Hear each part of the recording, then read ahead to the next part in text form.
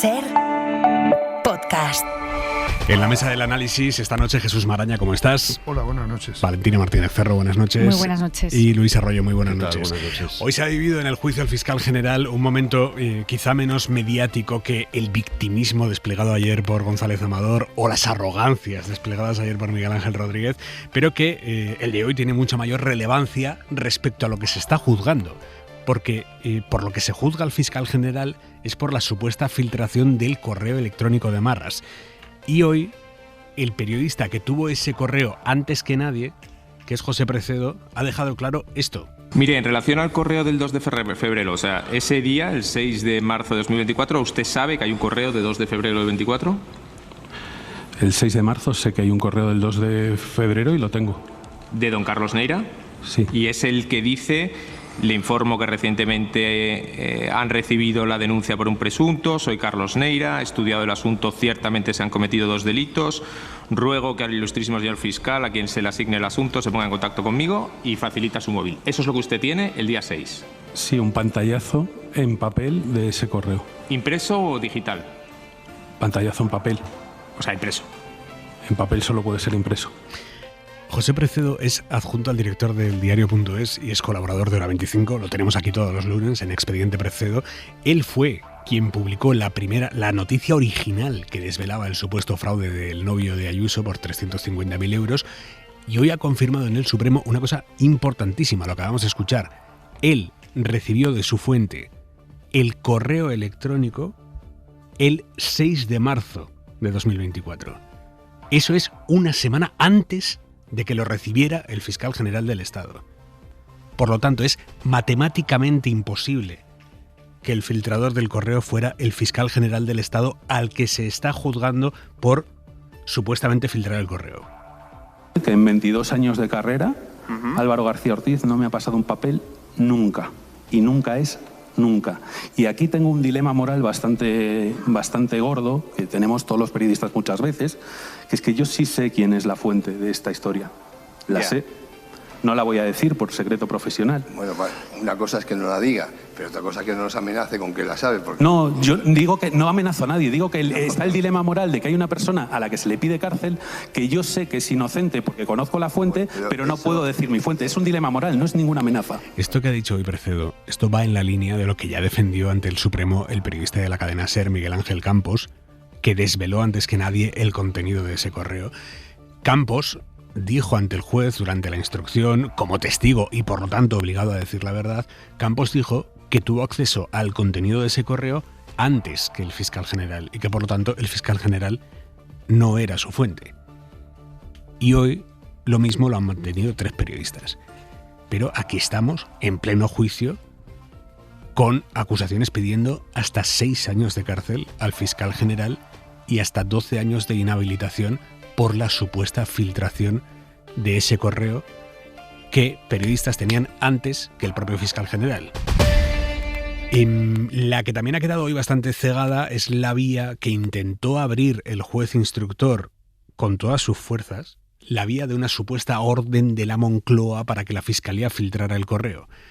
Bien, hoy han declarado los 2 testigos supuestamente claves para hacer esa relación fiscalía-Moncloa, que son el ex líder de los socialistas madrileños, Juan Lobato, y la actual secretaria de Organización de los Socialistas de Madrid, Pilar Sánchez Acera. Sánchez Acera, en aquel entonces era alto cargo de la Moncloa, le envió el día 14 por la mañana a Lobato al móvil una captura del contenido del correo electrónico. La tesis de las partes acusadoras, básicamente del novio de Ayuso, es que como Sánchez Acera trabajaba en la Moncloa, era el gobierno el que le estaba pasando esa imagen a Lobato. Hoy Sánchez Acera ha insistido en que esa captura a ella no le llega por el gobierno, sino que a ella se la manda un periodista. Le han preguntado, ¿qué periodista? Y ella ha dicho que no se acuerda de quién, porque la primera vez que le dicen que aquella conversación podía ser delicada fue 8 meses después de que la mantuviera y que para entonces había cambiado de teléfono porque había cambiado de trabajo. No recuerdo quién me lo envió y tampoco he podido contrastar o comprobar por qué cuando se me refiere sobre este asunto el 24 de noviembre, 8 meses más tarde, pues ahí no tengo manera de comprobarlo, ya que cambié de terminal.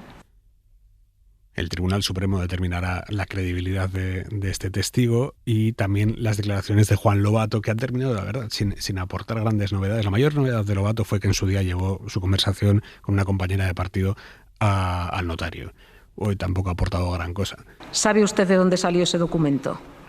Lo intenté reiteradamente saber y no conseguí más que se me trasladó eso, que está en los medios. Pero el origen no se me contestó directamente, el origen es este, no se me contestó. Vale, nada más. ¿Qué relevancia tienen estas declaraciones, las de hoy? Pedro Jiménez, Pedro es el periodista de la SER que ha estado allí en el Tribunal Supremo. Pedro, buenas noches. Hola Aimar, buenas noches. La jornada nos deja declaraciones importantes para el desenlace del caso. 3 periodistas de 2 medios de comunicación, seguramente serán más en los próximos días, han declarado que manejaron el correo que se investiga antes de que lo tuviera el fiscal general. Esto constata lo que Álvaro García Ortiz llama en su escrito de defensa 2 procesos independientes y autónomos, que es lo que hubo esa noche del 13 de marzo y que se desataron después de que El Mundo publicara el bulo que fabricó Miguel Ángel Rodríguez, que fue la Fiscalía la que había ofrecido un pacto a Alberto González Amador cuando todo sucedió al revés. Uno de esos procesos fue el suyo, que quería recabar la documentación para emitir una nota de prensa de desmentido, y el otro fue el de los periodistas, que desde esa misma mañana, antes incluso de que ese periódico publicara la versión adulterada, estaban tratando de confirmar si González Amador debía dinero al fisco o si era Hacienda quien se lo debía a él, como llegó a afirmar la presidenta Díaz Ayuso. Pero es que hay más, Aimar. Estos testimonios revelan que hubo muchas fuentes, pero los de los políticos ponen sobre la mesa que también se filtró más de un documento, porque Pilar Sánchez Acera manejó uno distinto del que se investiga, cuya filtración se atribuye a García Ortiz. Muchos documentos y muchas fuentes para un solo filtrador. Hay una cosa que es muy curiosa, Manuel Javois, buenas noches. ¿Qué tal, Aimar? Tú has estado allí en el Tribunal Supremo. Digo que es curioso que hay algunos medios de comunicación que llevan con el tema del fiscal general, legítimamente, llevan 1 año y pico abriendo a toda plana con el tema, y hoy, que en el Tribunal Supremo han tomado la palabra los periodistas que dicen que tenían el contenido del correo antes, y un periodista específicamente que dice que tenía el correo una semana antes que el fiscal general, hoy esos medios, oye, es que hay que buscar esos testimonios casi debajo de los crucigramas. Bueno, generalmente la cobertura está siendo bastante pragmática para según qué medios, porque cuando algo interesa pues se difunde con más relevancia, y cuando no se agacha. Ten en cuenta que además este juicio tiene algo y hoy ha quedado en evidencia, tiene mucho de periodístico, ¿no? Del proceso periodístico de contrastar las informaciones, de las filtraciones. Hoy precisamente ha sido quizás la sesión más intrascendente, en el sentido de que todo lo que han dicho los periodistas acerca del documento lo habían dicho ya en la fase de instrucción. Se han reafirmado en que tenían el correo mucho antes que lo que pasa es que el instructor no lo tuvo en cuenta. No, sí, pero efectivamente, pues que una vez que sabes eso, si el orden del juicio fuese ya el primer día, la gente que tenía el correo dijese, bueno, yo lo tuve una semana antes, probablemente, en fin, todo hubiera quedado mucho más diluido. Pero ha sido muy interesante en clave, es decir, la sesión de hoy es una sesión para alumnos de la carrera de periodismo, para gente que se quiera dedicar al periodismo, ¿no? Porque las caras de estupefacción en algunas partes que llevaban la acusación eran tremendas, ¿no? Pues estaba explicando José Precedo, sobre todo, que fue el primero que firmó la exclusiva, el proceso de publicación, el complejo proceso de publicación de una noticia así, lo que se tarda en tener contrastado todo para no pillarte los dedos. El que una fuente te cuente algo no significa que sea verdad, sino que hay que contrastarlo con otra persona. Hay que tener documentos que acrediten algo por si acaso te denuncian. Es decir, todo ese proceso que lo llevan... Incluso puedes tener documentos que tengas en la mano y no puedas publicar. Pues no, pero si además, si las fuentes te facilitan una información y te dan una serie de condiciones, tú que eres un periodista honesto, las cumples. Porque la insistencia en, oye, ¿por qué no tenías ese papel y por qué no lo has publicado? Pues porque la fuente no me permitió publicarlo. Me dio la información, yo sé que es verdad y esta prueba la tengo para mí. Si llegamos al Tribunal Supremo, pues la enseño, si es obligación. Pero no tengo que... Es decir, claro, yo cuento un poco lo que he escrito, que si estás acostumbrado a la metodología periodística de Miguel Ángel Rodríguez, te suene todo esto a chino, ¿no? Él dijo que bueno, que no era verdad lo que contaba porque es periodista, no es notario, por lo tanto, pues eso es Twitter y puede contar lo que sea. Evidentemente, ese abogado de la acusación se ha quedado un poco estupefacto al conocer que la publicación de una noticia así entraña muchos riesgos y sobre todo lo que tienes que tener es una red de seguridad muy grande para hacerlo. Recomendaría las declaraciones de Alfonso Pérez Medina, de José Precedo, no me quedé a la última declaración, creo que hubo una más, que me perdone. La de Marcos Piñeiro. Marcos Piñeiro, efectivamente, el diario.es, para conocer por dentro las tripas de un oficio en el que no es fácil levantar una información de este tipo, y fíjate si no es fácil, que dónde hemos acabado todos un año después. Te me moles y di aquí lo que has escrito sobre la americana de Precedo. No puedo. No, dilo. Puedo porque no tengo ningún mensaje de él, no sé si le ha hecho gracia o no. Estoy en vilo y tengo mucho miedo. Mucho miedo. Hay una cosa que sí que Javois ha llegado a escribir. Dilo tú. No, hombre, no, le he hecho una broma casi privada en un periódico nacional, que es mi manera de hacer las cosas, que digo que apareció con una chaqueta con coderas que casi pasa su condición casi pasa de investigado a testigo a imputado. Sí. Luego ha hablado por encima, gracias a Dios no hemos profundizado en ello, de un viaje a Liverpool que hizo justo antes de la publicación de esa noticia, en la que hemos estado algunos amigos. ¿En ese viaje a Liverpool? Sí. ¿Qué me dices? Sí, y además puedo dar fe de que estuvo todo el viaje cotejando, trabajando, no dijo en qué, pero claro, cuando volvíamos dijimos, este viaje va a ser inolvidable, yo lo que no sabía es que íbamos a acabar en el Supremo. Javois, un beso. Venga, chao. Jesús Maraña, Luis Arroyo, Valentina Martínez Ferro. Arroyo, empiezo por ti, el análisis de lo que estamos viviendo en el Tribunal Supremo. Pues mira, es que lo ha señalado de algún modo Javois. Estamos pretendidamente en el ámbito de la verdad, ¿no? Y ahí está ese tribunal con todos esos oropeles, esos terciopelos rojos decimonónicos, ¿no? Y esas puñetas y esas togas, y parece que aquí el símbolo de la justicia con los ojos ciegos, y en realidad estamos, lamento decirlo, porque es grave, es muy grave, ¿eh? Parece que lo digo de broma, pero es muy grave, y quisiera terminar por ahí en 30 segundos. Es muy grave porque estamos en el plano de la ficción. Se ha organizado una narrativa, un relato, como resultado de la realidad de un señor que se embolsa 2 millones de euros, parece que legalmente, en comisiones de mascarillas en plena pandemia, defrauda 350.000, trata de llegar a un acuerdo cuando ya tiene Hacienda diciéndole, oiga, esto es un delito, etcétera, y a partir de ahí se organiza una narrativa en la que termina sentado como en el banquillo, aunque el protocolo lo deja a un lado, pero termina sentado el fiscal general del Estado. Estamos en el plano de una narrativa ficticia de la que participa ni más ni menos que el Tribunal Supremo, porque esto que acabas de contar ahora, que ha contado Precedo, ya lo sabíamos, lo has dicho tú también, hay una decena de periodistas que lo han dicho. Esto Miguel Ángel Campos lo lleva sosteniendo, es que lo dijo en la instrucción. Ha dicho, yo sé quién es la fuente y no es el fiscal. Y da igual, ya da igual. Sabe toda España que el fiscal general hizo una nota de prensa que fue controvertida, por cierto, el primer día. Fue el origen de la disputa. Y luego quedó claro que, por supuesto, y aquí voy. ¿Por qué creo que esto es muy serio? Porque el fiscal general del Estado, una de las labores, su labor principal, es la defensa de aquello que dicen los anglosajones, el pueblo contra, ¿no? El pueblo, the people versus quien sea, ¿no? Es el defensor de todos nosotros y nosotras. Es el señor. El juez no está ahí para defendernos. Los jueces están para impartir justicia, para determinar cuál de las narrativas es más verosímil y cuál se atiene más a la realidad. El fiscal general del Estado es el Ministerio Público, que está para defender la verdad en defensa de la ciudadanía. Este señor, autoridad del Estado, está sentado ahí por el empeño de unos cuantos en que, cuidadito con tocarle las narices a una señora poderosa, o que se cree poderosa, por cierto, porque están haciendo el ridículo, esto creo. Aunque encarcelen al fiscal general, están haciendo el ridículo. Pero fijaos, termino aquí, Aymar, perdona. Solo para tu segunda intervención, pero, yo que sé. No, digo porque he recordado aquello que ha dicho también Javois, ¿no? Que hemos escuchado todos, aquello de bueno, claro, es que fíjese, yo me dedico al periodismo, me dedico a la política, no soy notario, no necesito compulsa, es justo lo que estoy diciendo. Oiga, que estamos hablando de relatos, de narrativas verosímiles, no necesariamente veraces. Valentina. A ver, yo lo que creo es partiendo exactamente de lo que está diciendo Luis Arroyo. Es que efectivamente estamos aquí porque alguien quería ganar el relato, pero justamente quien dijo eso fue el fiscal general del Estado. Y sí que es verdad que los periodistas, Precedo, El Diario, aquí en Cadena SER, lógicamente estamos para, claro que sí, revelar pues datos que te dan, pero hoy todos los periodistas se han amparado en la no revelación de sus fuentes.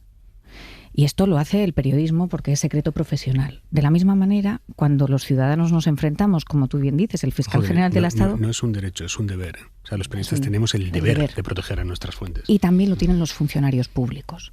Los funcionarios públicos con los datos que tenemos los ciudadanos, exactamente. No puede un médico revelar los datos médicos por secreto profesional y no pueden la agencia tributaria revelar los datos de tributación y de los datos fiscales que tenemos cada uno de los ciudadanos. Y lo que aquí se está juzgando, lo que está juzgando el Tribunal Supremo, es los indicios que hay de que el fiscal general del Estado ha cometido un delito de revelación de secretos. Esto es lo que se está juzgando. No que un periódico haya tenido una filtración. Lo que yo creo es que incluso aunque un periódico tuviese esa filtración, independientemente de quién fuese, la Fiscalía lo que tendría que haber hecho es abrir una investigación para saber por qué esos datos de un contribuyente privado, de un ciudadano privado, están en manos. ¿Quién lo ha filtrado? ¿Cuándo conociste a González Amador, Valentina? Una pregunta retórica. ¿Cuándo conociste tú, gracias a quién conociste tú a González Amador? Porque yo lo conocí, creo que como el resto... Termina Valentina. Termina Valentina. He dejado de escucharme. Te arreglamos ahora mismo eso. Pero se me escucha ahí. Se te escucha. Vale, perfecto. Lo que quiero decir... independientemente de cuando González Amador se le conozca o no, en lo que se está juzgando por parte del Tribunal Supremo. Sí, está claro que lo que se está juzgando. No está claro, porque sí, hombre, aquí lo que estamos diciendo... Se supone que el fiscal general filtró un correo. Pero un correo con datos privados claro, hombre, y revelando una conversación entre el abogado y la Fiscalía. Sí. La conversación entre los abogados... ¿Quién te presentó a ti a González Amador? Yo no tenía ni idea de quién era este señor. Hasta que El Mundo, el diario El Mundo... Sí, claro, porque Miguel Ángel Rodríguez, jefe de gabinete de la presidenta de la Comunidad de Madrid, nos cuenta a todos quién es. Luis, insisto, la presidenta ahora le llama un paisano, pero no es un paisano. El periódico tiene todo el derecho del mundo de publicarlo. Claro, lo que hay que investigar como fiscal es quién ha realizado esa filtración, que solo puede ser... Que ya lo tienen, pero da igual. Da igual. Pero, no, es que da igual quién lo tenga, es de dónde sale. ¿De dónde sale la información? Si mis datos, pero te sorprende si mis datos que de la administración pública salgan mañana datos que los vemos filtran. en el periódico El País o en El Mundo. Escucha, por favor. Sí. Si mañana mis datos personales de mi declaración de Hacienda salen en la portada del Mundo, aunque los haya filtrado alguien, lo importante, y yo lo que espero, es que la Fiscalía me defienda y ampare mis derechos y, por tanto, que abra una investigación para saber quién es el funcionario, que eso solo lo puede tener. Pues eso es lo que se hubiera esperado de una filtración como la que se produjo por parte de la Fiscalía. Y no que el fiscal haga que salga un fiscal del Real Madrid para decir tenemos que ganar el relato, hacerlo con muchísima virulencia, precisamente porque, como tú dices, ¿por qué hace eso? ¿Lo hace eso con cualquier ciudadano privado? No, porque era el novio de Isabel Díaz Ayuso, presidenta de la Comunidad de Madrid. Se ha dicho en el juicio había decenas de personas que contaban... Donde está la clave de todo. Pero esa clave, Luis, la hace el fiscal general del Estado, que además dicta él el comunicado que le quiere, se supo ayer, ¿no? A la jefa de prensa le dicta él el comunicado. No estamos hablando de la nota de prensa. La nota de prensa está claro que se publicó con la autorización, la reconoció el fiscal y no hay ninguna discusión. Ese interés Perdona, es por ya algo. La justicia ya declaró claramente, perdón Jesús, que te estamos dejando. Disculpa, no hay problema. Con permiso del moderador. La justicia, o sin el permiso del moderador incluso. No, quiero decir que claro, es que persistimos en el relato, porque vuelvo a decir, aquí la cuestión está en que se está acusando al fiscal general en persona de filtrar un correo electrónico. Entonces, venga, Maraña. A ver, volvemos a meter en la misma costelera la nota informativa y el correo presuntamente filtrado por el fiscal general. Y yo creo que eso es una trampa. Porque es verdad que el primer día del juicio, además, en las preguntas, y ayer también, en las respuestas, tanto de Miguel Ángel Rodríguez como de González Amador, se intentó hacer esa trampa. Es decir, hablar de una nota informativa que precisamente cuando llegó al Supremo La sala, y entre ellas, hay que decir, 5 de los 7 magistrados que hoy están juzgando a García Ortiz, ya rechazaron esa nota porque no vieron ningún carácter delictivo en ella. Y ellos mismos dijeron, bueno, ábrase otra investigación para ver si el fiscal general, es decir, no dijeron ábrase una investigación para ver quién ha filtrado ese correo, como decía Valentina. No, se abrió una investigación que directamente se dirigía contra el fiscal general y la fiscal de Madrid. Esto es así, no olvidemos el origen de esta historia.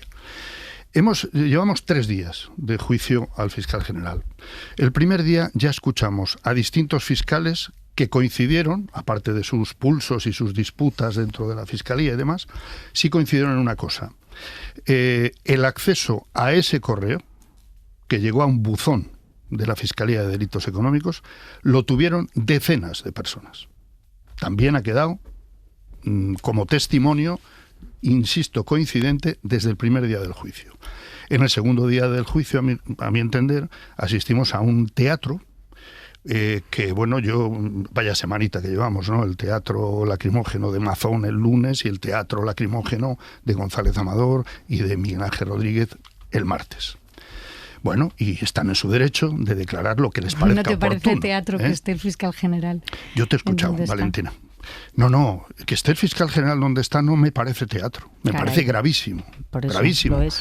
Y con toda la suma de anomalías que ha tenido este proceso me parece todavía más grave. Y luego podemos entrar en el debate de si debía dimitir, no debía dimitir, si eso protege más la institución o al contrario, en el caso de que sea absolutamente inocente, etcétera. Pero estamos hablando, y no lo olvidemos, por favor, de un proceso en el que quien tiene que demostrar la culpabilidad, como en todos, en un Estado de Derecho, es quien acusa. No es el acusado quien tiene que demostrar su inocencia.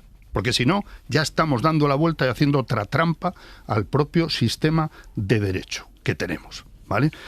Tercer día, pues hemos escuchado los testimonios de periodistas de distintos medios que lo que dicen es, teníamos ese correo, por ejemplo Precedo, desde una semana antes de que lo tuviera el fiscal general. Es una demostración más, aparte de lo que ya he citado del buzón común, de que no solo el fiscal general pudo filtrar ese correo.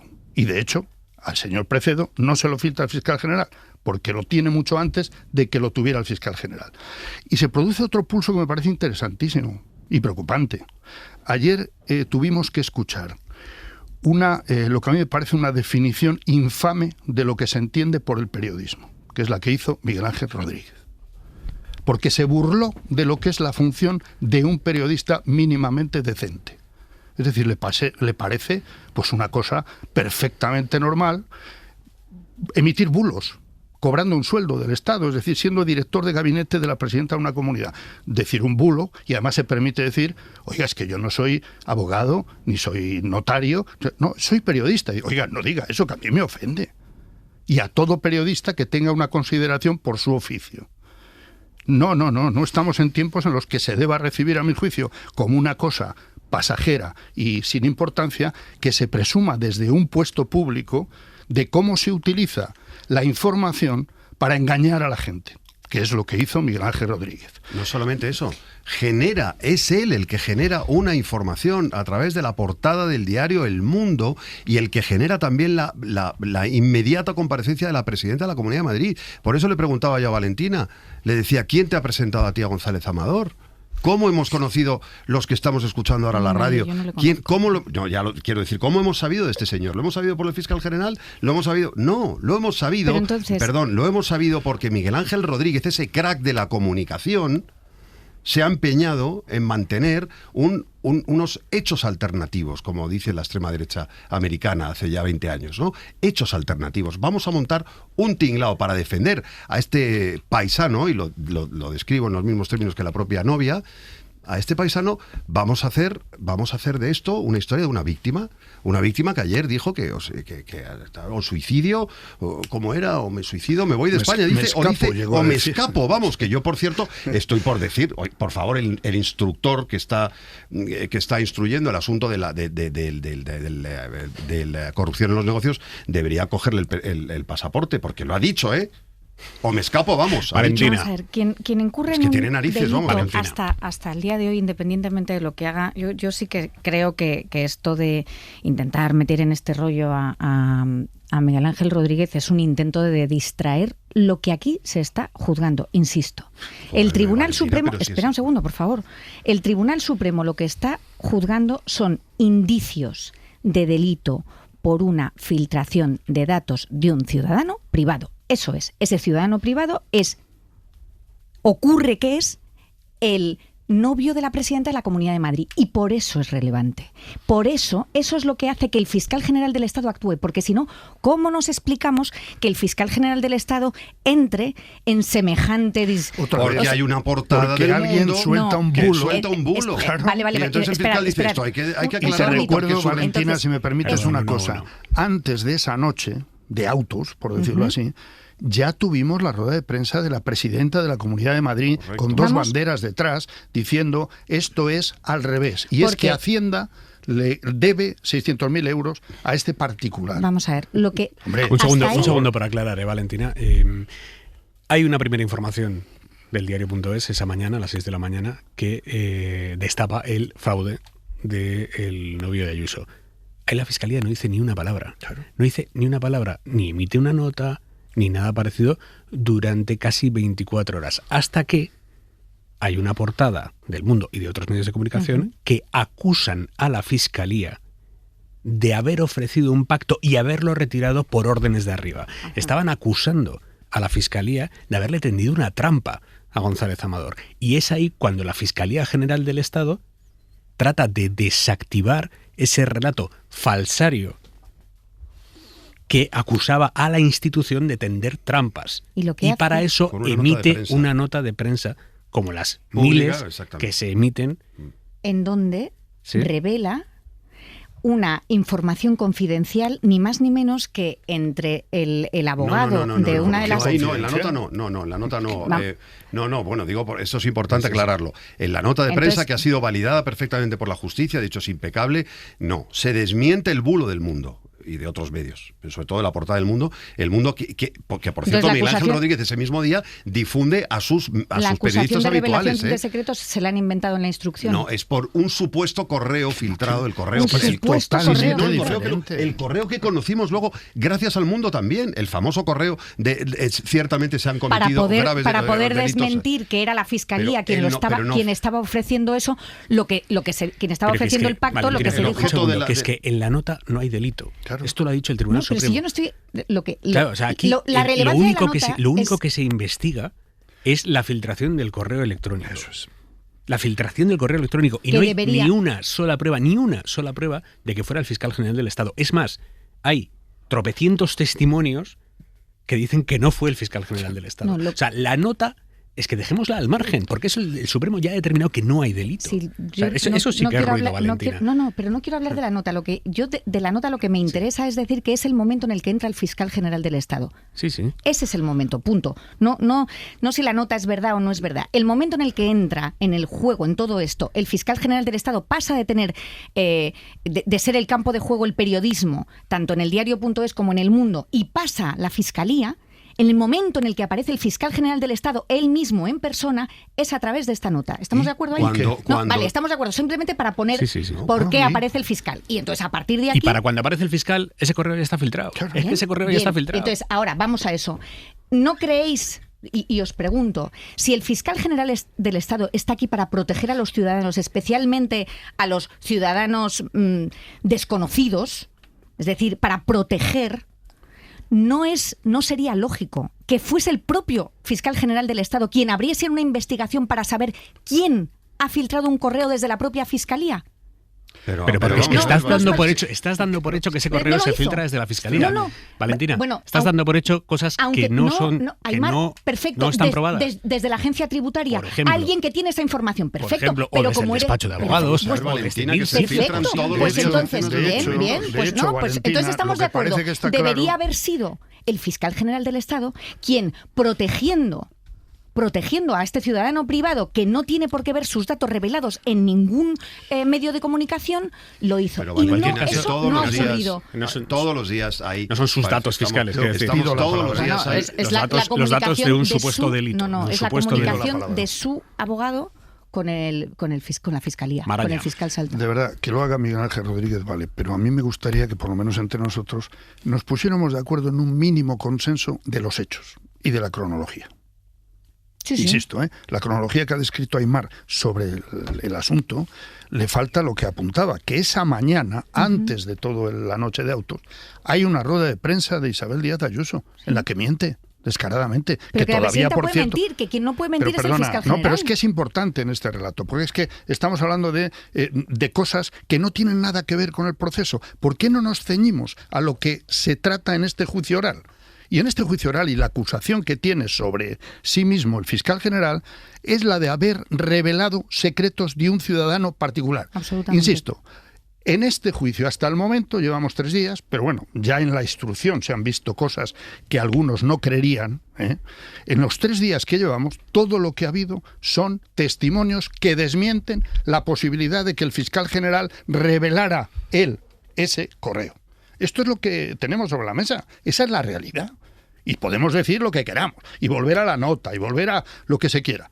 Pero la realidad de este juicio es ese. Es más, esta tarde un jurista eminente, para mí, me decía, en cualquier juicio de otra materia, y que no se tratara de un cargo como el que estamos tratando, este juicio se habría acabado hoy. Claro.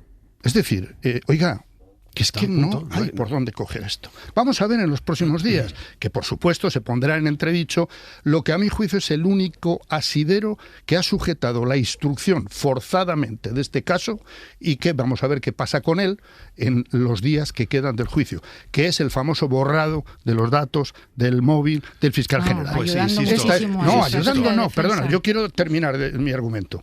Y si ese es el único asidero, como ya han analizado distintos juristas en la fase de instrucción y tal, vuelvo a lo mismo. ¿Se puede acusar a alguien porque usted decide que en el borrado que ha hecho están las pruebas de un delito? ¿Cuál es el precedente de esto, por favor? Es decir, tienen que estar las pruebas.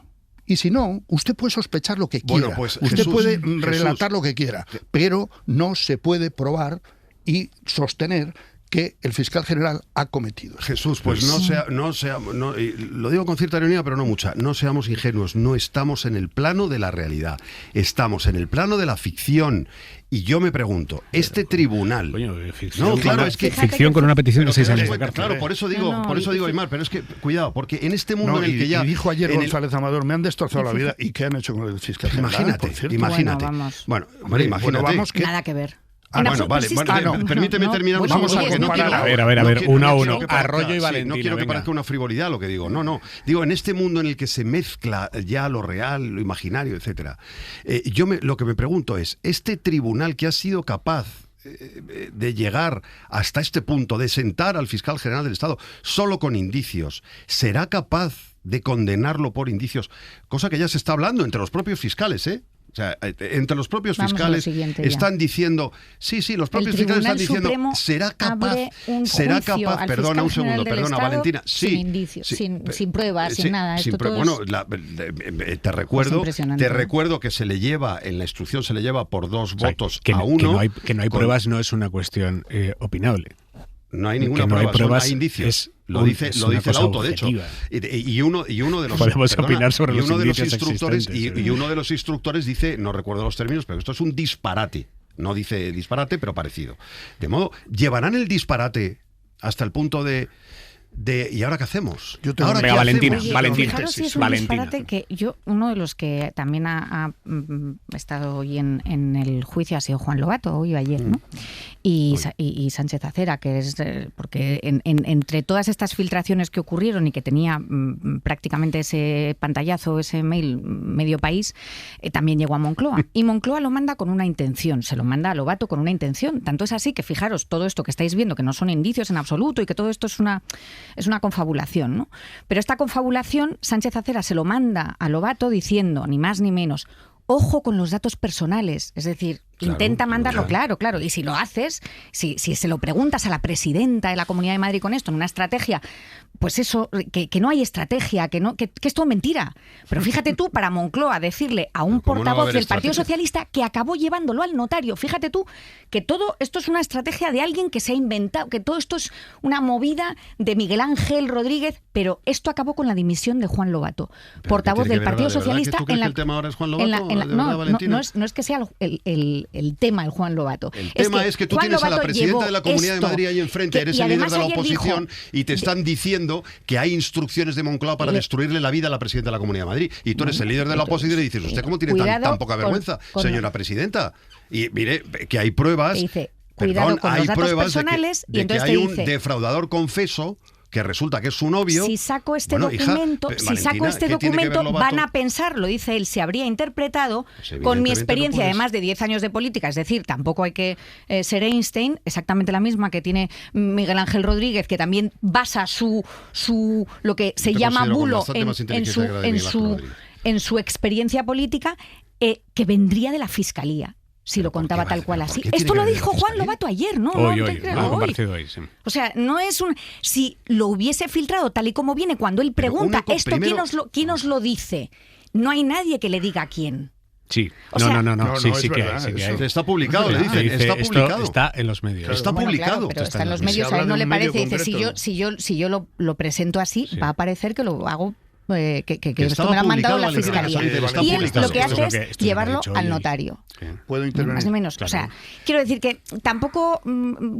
creo que no es todo tan nítido como se intenta hacer ver aquí. Francamente. Fíjate. Perdón, Jesús. Es que estamos en un juicio en el Tribunal Supremo. Claro, que todos son arenas movedizas y nítido, no hay prácticamente nada. La cosa está que aquí se quiere condenar a 6 años de cárcel a un fiscal general del Estado cuando efectivamente, no hay se quiere saber cuál es la verdad.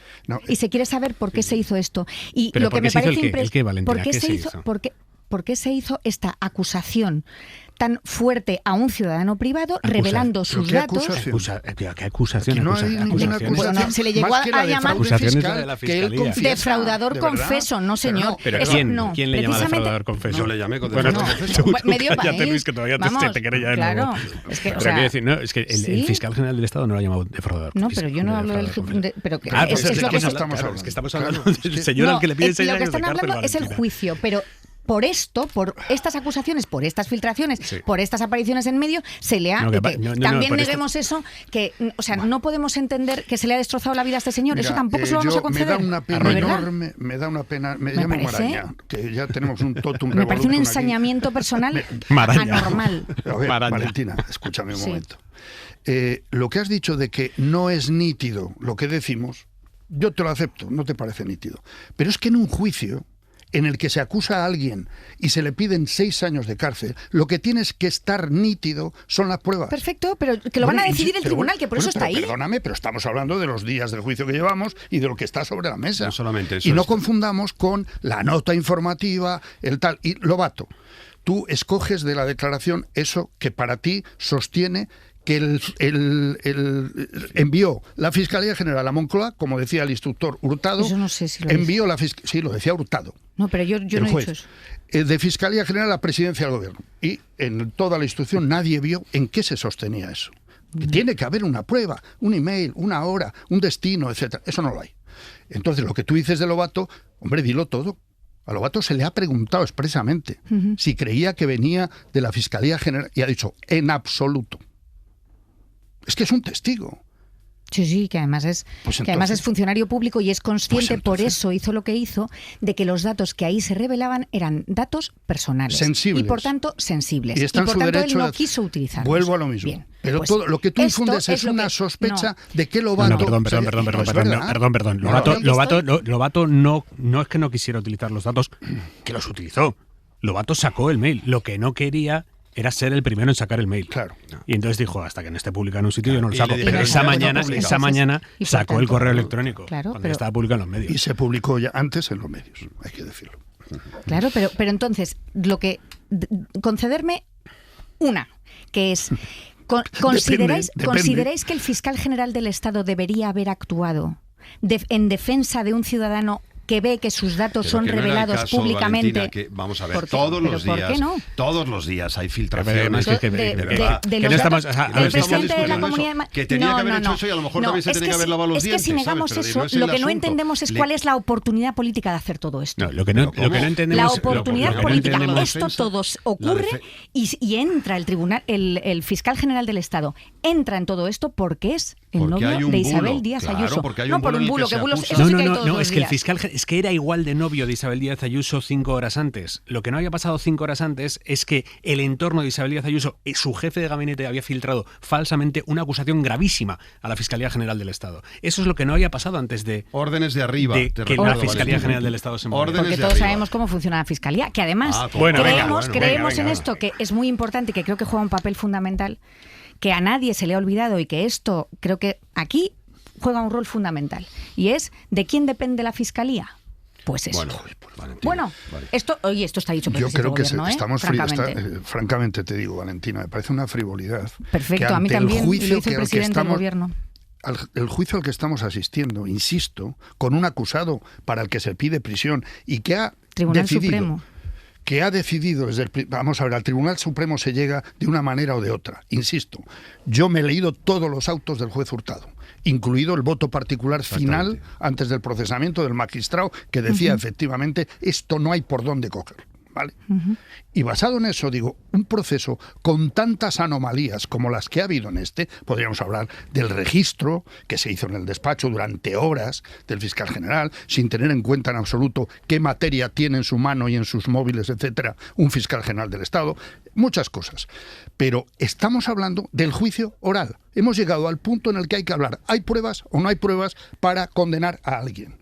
Y estamos en el punto que estamos. El voto particular era del magistrado Andrés Palomo, que lo que dijo literalmente es: no resulta posible, con el acervo indiciario acumulado, atribuir de una manera mínimamente justificada la filtración del correo al investigado. Es verdad que es un voto particular. Esto quiere decir que hubo una mayoría de magistrados que cuidado, 2-1. Parece que son 10-1. ¿no? Otra jueza, la jueza de la Dana, estrecha el cerco en torno a Mazón, pero sin llegar a él, porque sabéis que no puede, por esa treta que hizo Mazón de dimitir como presidente autonómico, pero no de parlamentario, y por lo tanto conservar el aforamiento. La jueza ha citado a declarar, además del dueño del Ventorro, ha citado a declarar a 6 altos cargos de Mazón, que son sus asesores más cercanos, y a una de las figuras del PP valenciano que suena como posible sustituto de Mazón, que es el actual portavoz del PP en Les Corts, en el Parlamento valenciano, Juanfran Pérez Llorca.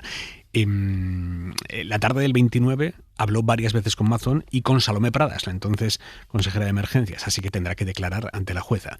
Joan Jimeno. Y en esa declaración tendrá que explicar Pérez Llorca esas llamadas con la exconsejera imputada Salomé Pradas, con la que constan 3 comunicaciones, una llamada perdida y otras 2 llamadas de 14 y 9 segundos, todas en torno a las 7 de la tarde de ese día. Pérez Llorca también mantuvo 2 llamadas a las 18 y 57 con Carlos Mazón, poco después de su salida del Ventorro.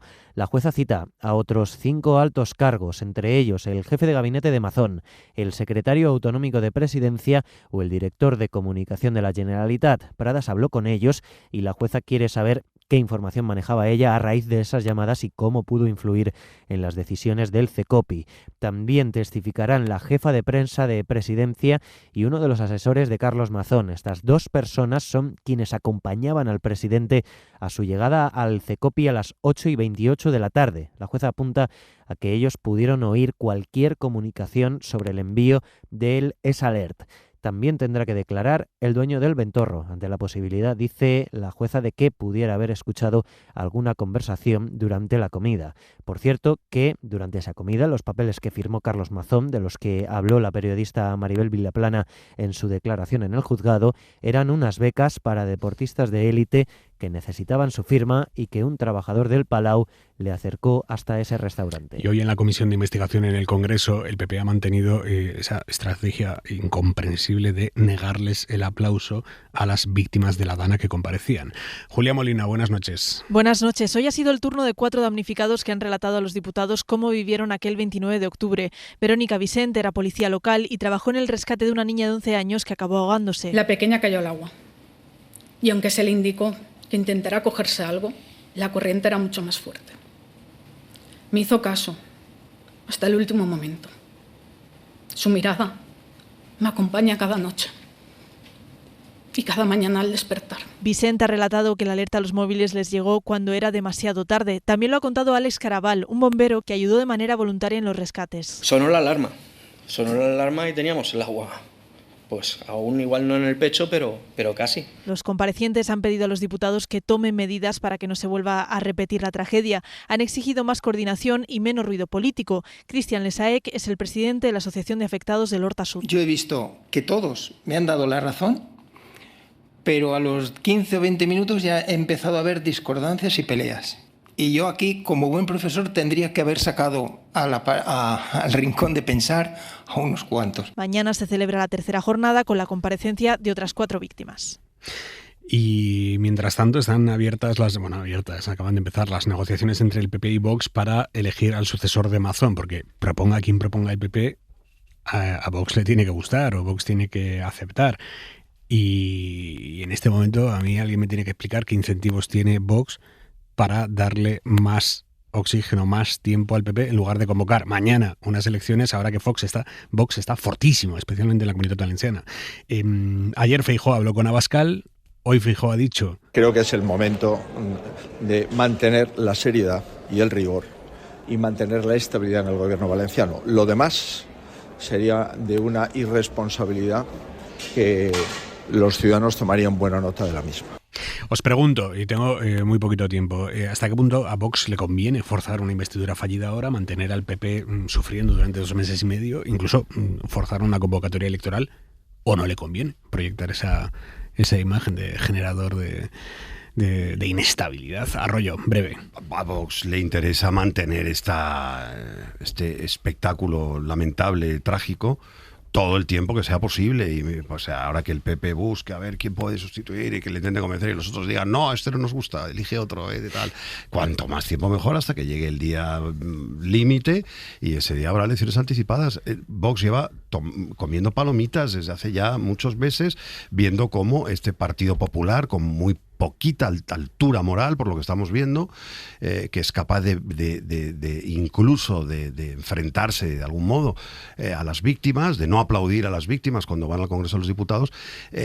Claro, Vox dice, pues qué felicidad que usted intente imitarme y se confunda al final con esta extrema derecha rampante que tenemos. Entonces, efectivamente, como se anticipa lo que está pasando en Europa y en el mundo entero, la extrema derecha va a comerse a este Partido Popular empeñado en imitar a Vox. Y siento mucho decirlo porque me gustaría que hubiera un Partido Popular de gobierno, pero también tengo que decir que yo no recuerdo a ese PP en los 20 años que llevo observando, ¿no? Yo no recuerdo a ese PP responsable, etcétera, y desde luego no es el PP de Mazón, por Valentina. supuesto.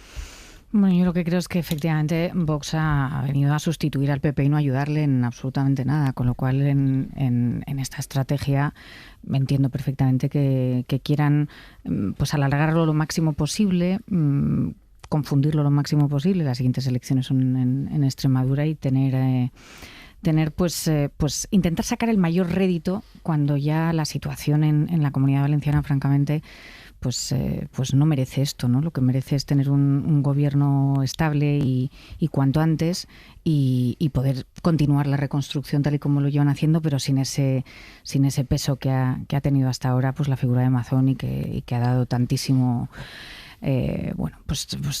tanto ruido, ¿no?, mediático, y tanto ruido también a la hora de poder afrontar esa buena reconstrucción. Y en este sentido yo sí que creo que bueno, pues no es muy comprensible, ¿no?, que no se haya aplaudido a las víctimas. No sé la razón por la que no se ha hecho en el Congreso hoy, si es por alguna dicen que porque el silencio es el máximo exponente especial.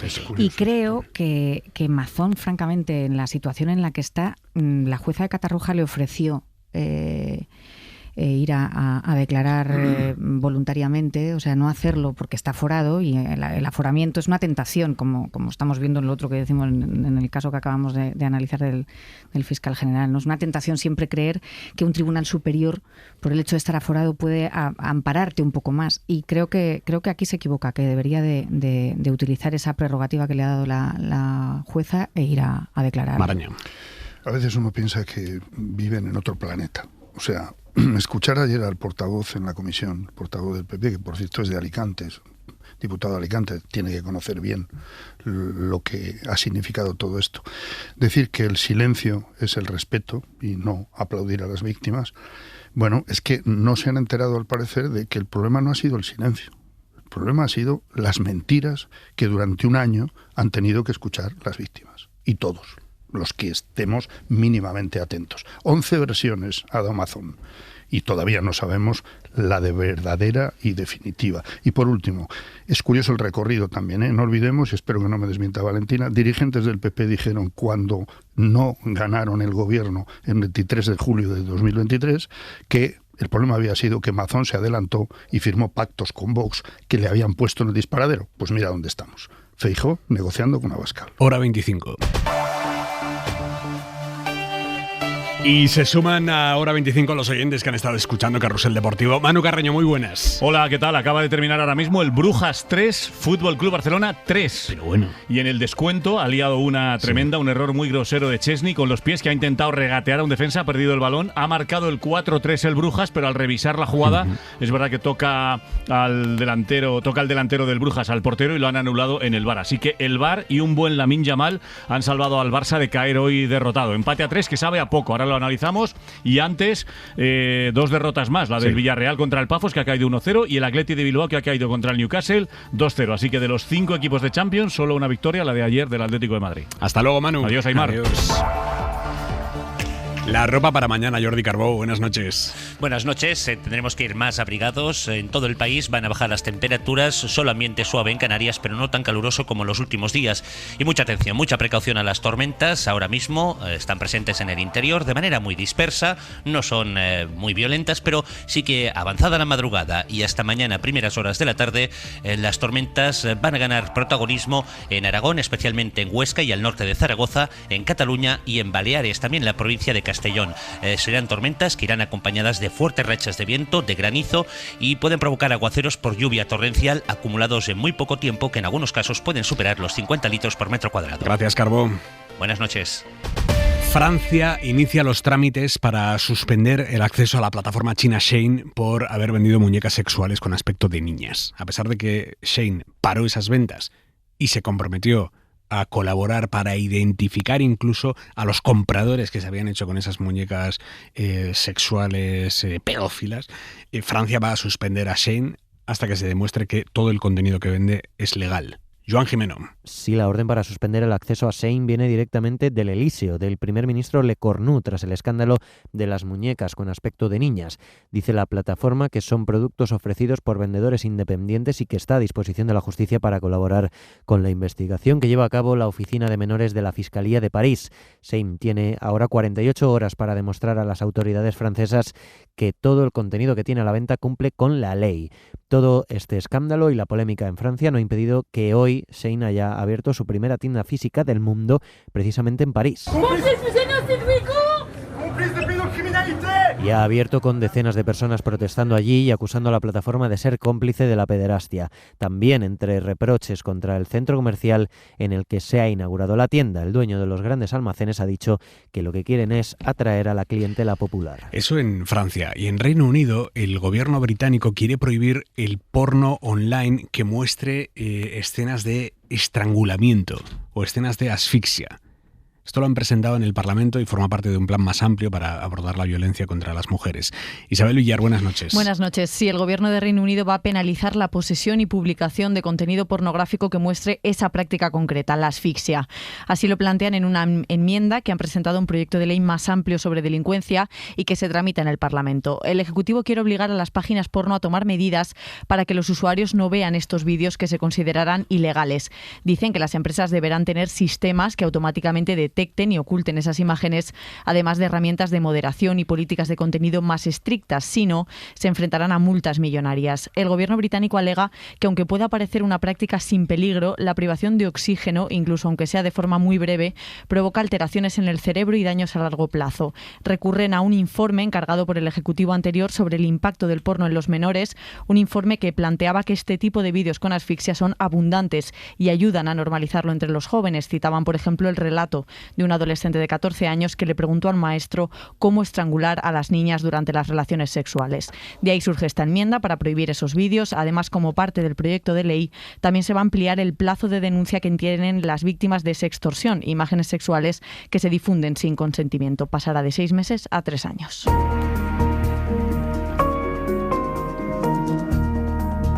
La Ertzaintza, la policía vasca, ha empezado a comunicar de qué nacionalidad son las personas a las que detiene por cometer delitos.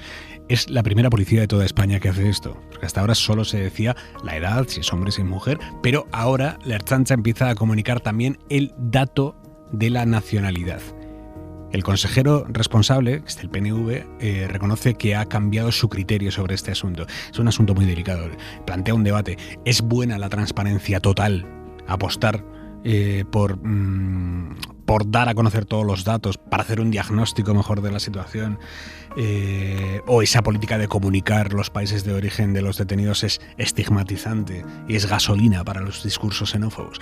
Euskadi, Gonzalo Loza, buenas noches. Gabón, ¿qué tal? Desde hace casi 3 semanas un periodista llama al servicio de prensa de la Ertzaintza para obtener información sobre detenciones policiales y además del qué, cuándo, dónde o cómo, en el quién también se incluye su procedencia. Es una ruptura del consenso que había hasta ahora. La Ertzaintza se convierte en la única policía en facilitar el origen de sus detenidos, es decir, magrebíes, europeos, subsaharianos, y solo se comunicará la nacionalidad en caso de ser española. Las críticas han venido desde partidos de izquierdas. Euskal Herria Bildu acusa al Ejecutivo vasco de acercarse al discurso del Partido Popular y de Vox. Es Gorka Ortiz de Guinea. Las cosas han cambiado mucho en vuestro discurso.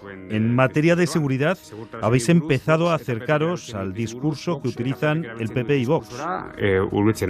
También lo han hecho organizaciones que trabajan con migrantes. Eneko Garrikabeitia es el presidente de la ONG Mundu Bat. No me parece bien, me parece que desafortunadamente se está jugando con el término de seguridad. Mientras el consejero de Seguridad, por cierto, periodista de profesión, pone en valor la transparencia. Lo ha repetido esta misma tarde Bingen Zupiria. Yo constato que hay un interés deliberado por parte de algunas formaciones políticas para utilizar el tema de la migración y mezclarlo con el tema de la delincuencia.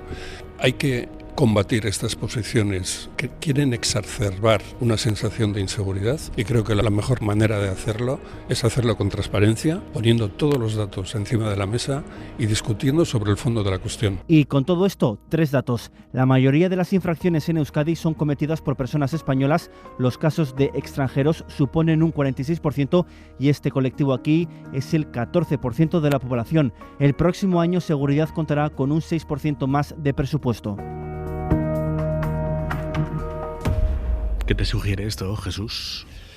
Pues mira, estaba intentando buscar, pero no encuentro el título, de un ensayo de hace unos años de un periodista investigador en Estados Unidos, que era muy interesante porque aportaba todos los datos que intentaban demostrar la tesis, y yo creo que lo conseguía, de cómo había también un sesgo racial a la hora de detenciones, encarcelamientos, o sea, condenas, encarcelamientos, etcétera.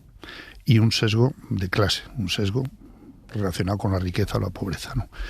Digo esto porque no creo que sea un fenómeno exclusivo de Estados Unidos, ¿no? Es decir, claro que puede ocurrir que sí se facilitan, como se va a hacer, y es probable que otras comunidades se sumen, ¿no? Los datos también de origen, de nacionalidad de quien presuntamente delinque, pueden, digamos, utilizarse de manera parcial, sin examinar a fondo qué más factores influyen en que alguien llegue a una situación de confrontación con la ley. Y me refiero a delitos de todo tipo, ¿no? Y quizás se quede el mensaje en hay que prohibir la entrada de inmigrantes o hay que devolver a los inmigrantes, como ya estamos escuchando ese mensaje por parte de partidos de extrema derecha y no tan extrema. Bueno, a mí me parece arriesgado. Es decir, transparencia toda, pero ¿cómo garantizas que no se manipule los datos, que no se tengan en cuenta otros factores? ¿Acaso, no sé, el robo de un bolso tiene que ver más con la nacionalidad que con la pobreza? No lo sabemos. Valentina. Sí, a mí hay una cosa que me ha sorprendido. O mejor dicho, sí lo sabemos. Que me ha sorprendido de este tema de la nacionalidad, y es que no se va a registrar el país del que vienen, sino las regiones. Y entonces es español, latinoamericano, magrebí o europeo. O sea, europeo, se entiende que español no es el europeo, sino que entonces es como por regiones. El resto con lo cual, de Europa. Sí, el resto de Europa. Resto de Europa. Si es Albania pero se entiende que europeo también podría ser extranjero que no sea latinoamericano o un americano del norte, que también pueden cometer delitos, o un canadiense, si no entraría, ¿no? O ciudadanos de Israel o de cualquier otra parte del mundo. Un chino que no está en las 4 categorías que han dicho, al menos, no sé si habrá más, pero no parece reflejado. Lo que decían era español, latinoamericano, magrebí o europeo.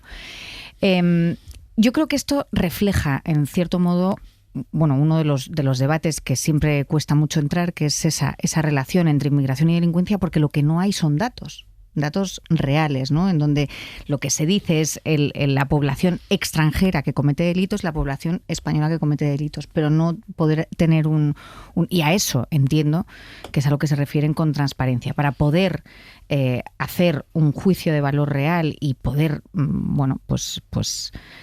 afrontar este debate con seriedad. Sí que creo que es importante tener los datos, pero a mí me parecería mucho más importante, por eso incido en la importancia que tiene esta determinación de las regiones y en cómo se va a hacer, en qué vamos, o sea, cuando es una persona nacida en España pero de origen magrebí, por ejemplo, cómo se va a tener en cuenta. Y ahí entras con lo que tú dices. Español.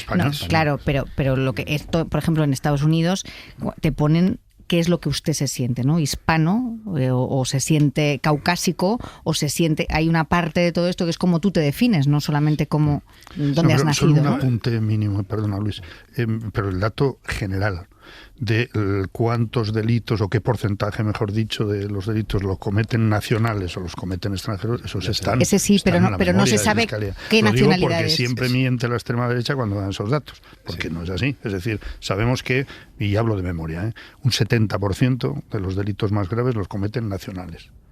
Claro, teniendo en cuenta la población que tenemos, además.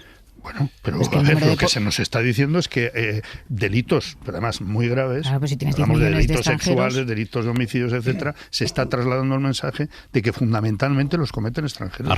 Lo que digo es que ya sabemos que es falso. Lo que estaba señalando antes, estamos aquí en plena Gran Vía, lo sabe cualquiera que pase un rato por la Gran Vía, y lo sabe cualquier persona negra, sabe que la probabilidad de que le paren a él en comparación con y te lo dicen muchos negros que son españoles, además. Dice, pero si yo soy español. Estamos hablando de delitos, pero esto estaba testado en ese ensayo que digo, eso estaba el dato. Muy estudiado por la sociología, que hay un sesgo, efectivamente, a la hora, no solamente a la hora de parar, a la hora de detener, sino también a la hora de juzgar y de condenar. Claro. O sea que ya eso para empezar. Y luego es una barbaridad.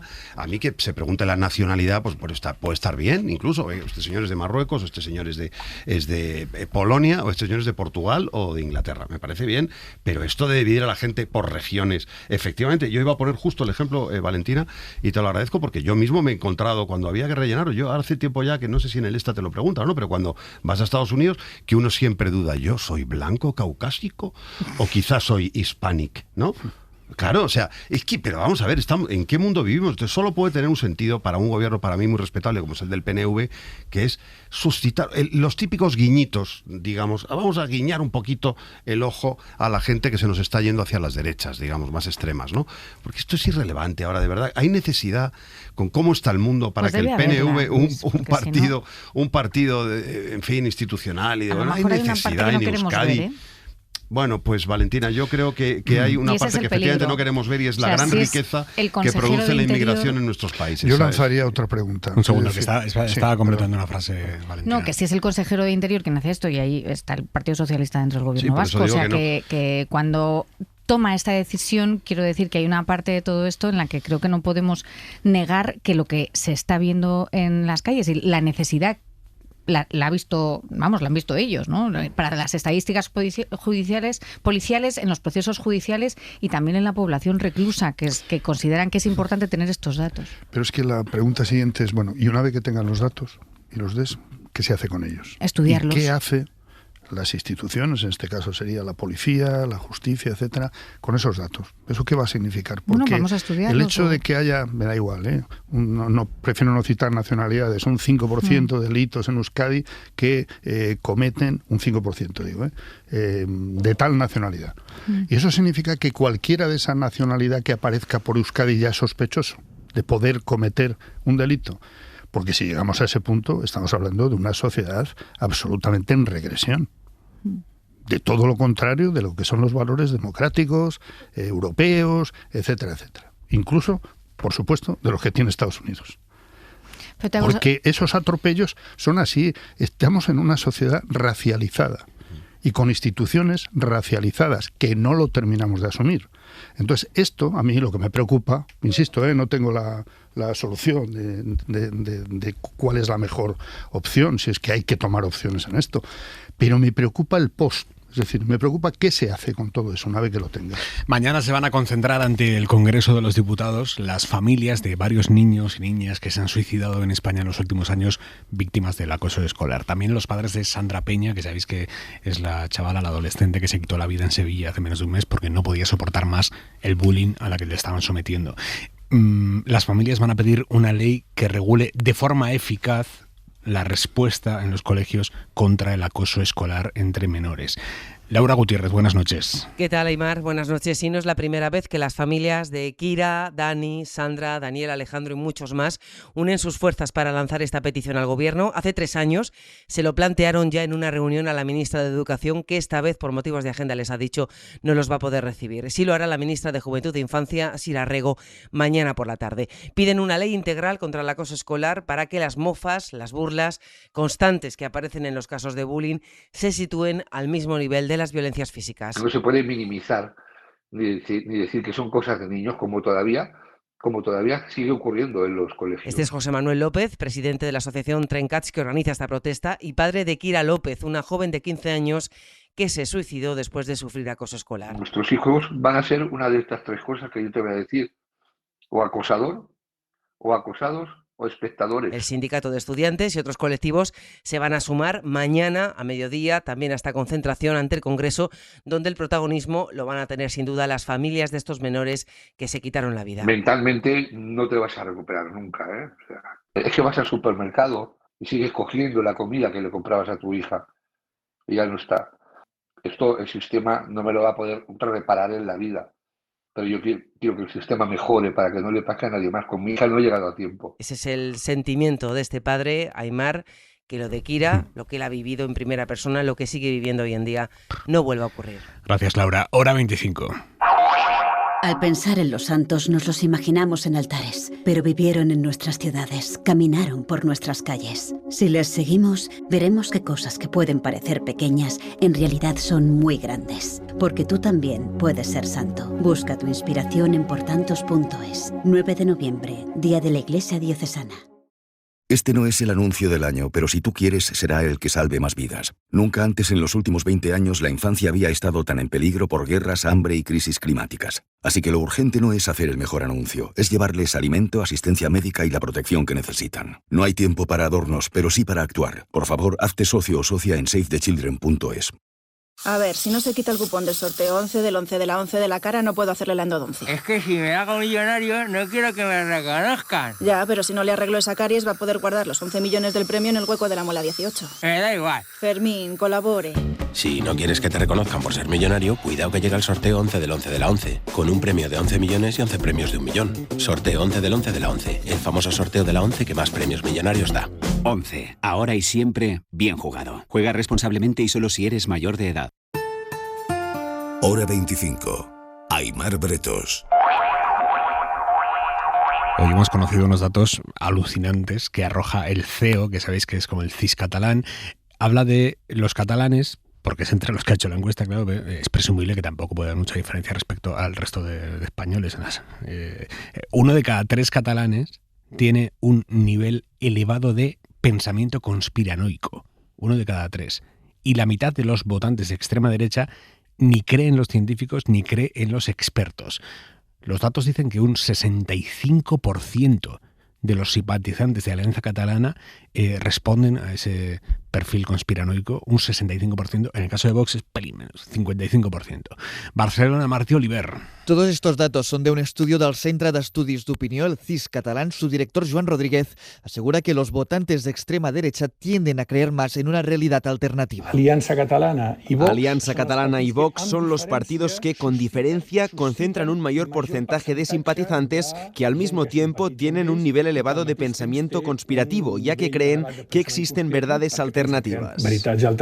Los catalanes propensos a tener un pensamiento conspiranoico tienen un sesgo similar en las políticas públicas, le quitan hierro a la crisis de vivienda, le dan más importancia a la seguridad y tienen el doble de miedo a la inmigración. Además, multiplican por 10 la creencia que los expertos y científicos manipulan habitualmente los datos por intereses políticos o económicos. Los resultados del estudio son transversales, no varían ni según el sexo ni la edad, tampoco por el nivel de ingresos y solo baja entre los universitarios. Además, es la primera vez que se realiza, por lo tanto, no se puede concluir si han aumentado o bajado respecto a los últimos años. Se ha hecho organizando 12 preguntas y destaca que 4 de cada 10 catalanes creen que se exagera el peligro de algunas enfermedades por intereses económicos, que 3 de cada 4 creen que el gobierno oculta información relevante a los ciudadanos y que un cuarto cree que el COVID se inventó en un laboratorio. ¿Qué os dicen estos datos, Maraña?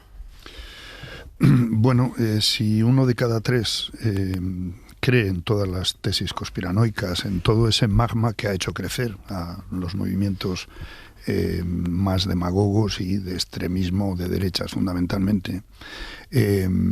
Estamos donde estamos por eso, por la crisis de todos los intermediarios sobre los que se perdió el crédito por muchos factores que nos llevarían a un debate largo, pero estamos ahí. Yo, lo que se me ocurre, y desde hace tiempo vale también para esos datos que nos dicen que 1 de cada 4 jóvenes está también en las tesis de negar la violencia machista, de pensar que los científicos manipulan, que es una cosa, ¿qué pensarán de los periodistas si piensan que los científicos manipulan? ¿No? A mí se me ocurre que hay que actuar, y mucho, y profundamente, con los 2 de cada 3 que no creen eso. Esto vale para adultos y para jóvenes. Hay que actuar ahí y buscar esa complicidad, es decir, convencer a la ciudadanía que sigue procurando con el esfuerzo que haya que hacer de informarse mínimamente bien, de comprobar si algo es una conspiranoia o no, porque se puede comprobar también en las redes, también en Internet, etcétera. Hay que hacerlos cómplices de que esto es una batalla democrática, donde va nuestro futuro y el de nuestras hijas y nuestros hijos. Es decir, si queremos una sociedad que vaya hacia adelante y que vaya a conservar valores y a progresar, pues esto es una batalla entre todos. Esos 2 de cada 3 tienen que actuar como no solo se puede actuar desde las instituciones. Hay que buscar esa complicidad, creo. Valentina. A mí me parece que es curioso que en un país como el nuestro, que ya tiene el 100% de escolarización, que no nos ha pasado en generaciones anteriores, y además una mayoría universitaria abrumadora, ¿no? de gente, pues que no haya sido capaz, y creo que esto deberíamos de tener una reflexión como sociedad, de transmitir a través del sistema educativo pues confianza en el rigor científico, en los datos y en los hechos. Y ahí sí que creo que hay una labor que hacer, justamente porque además en la encuesta se ve, ¿no?, que baja en los universitarios. El poco que baja pues es un dato alentador, ¿no? Pues si bajan los universitarios hay que llevarlo también a la escuela primaria y a la secundaria, que es donde tenemos la obligación de escolarizar. Y respondiendo a lo que de los poderes fácticos, lo que más de la mitad dice que los poderes fácticos esconden a menudo los hechos alternativos que cuestionan las verdades conocidas. Es decir, dan por hecho que el 50% y justifican la mentira en política. Pero no solo hay que hablar de las aulas, ¿eh? Si esto estamos donde estamos es también por los altavoces políticos, mediáticos, que han divulgado todo esto. Y va a comentar precisamente que el estudio, por lo que hemos leído, por lo que se ha publicado, detecta que es un fenómeno transversal, incluso efectivamente en el mundo universitario hay una ligera bajada, pero es un fenómeno transversal por educación, por clase social, por género, etcétera, excepto en la ideología. En la ideología es exactamente lo contrario.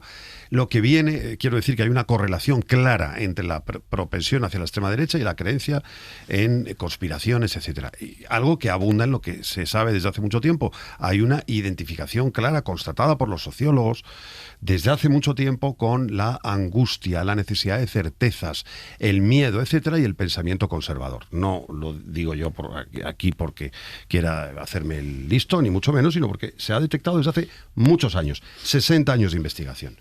Y estamos viendo en los últimos tiempos que efectivamente en la extrema derecha abundan aquellos que quieren ofrecer certezas a base de hechos alternativos. Lo cual viene al final a confirmar que hasta el 80% puede llegar a creer que hay una instrucción del presidente del gobierno, Sánchez, al fiscal general para que filtre un correo en una... sí, es que es así, pero, o sea, lo digo con broma, por supuesto, pero con conciencia. Es así.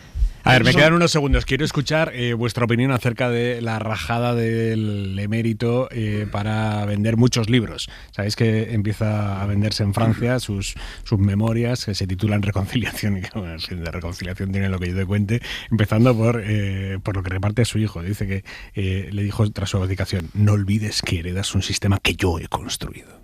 Es una traición de tal dimensión, es una traición no al hijo, que también, es una traición al rey de España. Es increíble, ¿no? Estás traicionando al rey de España, que está intentando resolver los desafueros que tú dejaste, mal que bien, nos guste más, nos guste menos, pero que está intentando hacer su trabajo con cierta dignidad, y vienes tú aquí a decir que si Froilancito en realidad era un chico estupendo, y luego tal, y te metes con tu hijo y hablas bien del franquismo y tal. O sea, de verdad, qué necesidad, una vez más, qué necesidad, si ya estás viniendo. Si ya vienes cada 2 por 3 y nadie te dice nada. Acordaos lo que costó que viniera, la que se montó, ¿no? La primera vez. Y ya está, este pueblo es un pueblo generosísimo. Por Dios, qué necesidad. Para 4 duros que vas a cobrar por el librito.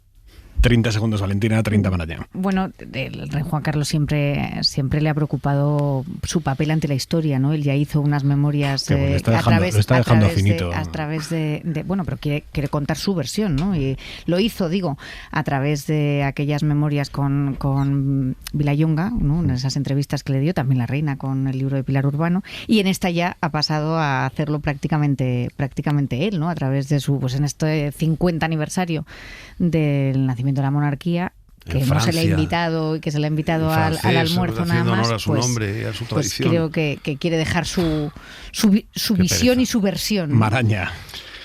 Solo estamos a miércoles y a mí esta semana me tiene absolutamente agotado. Digo así que claro, es decir, porque llevamos una semana soportando víctimas falsas de todo, ¿no? Este señor ahora es víctima del pueblo español, desagradecido, del gobierno español, por supuesto, como no, que le han echado a Abu Dhabi, de su propio hijo y de su nuera. Es decir, todo es un victimismo absoluto, pero oye, no que yo sepa, no he leído el libro, pero por los anticipos, no hay ningún dato en el que él diga, pues sí, defraudé al fisco, pagué 5 millones de euros largos por la evasión fiscal que había protagonizado, ¿no?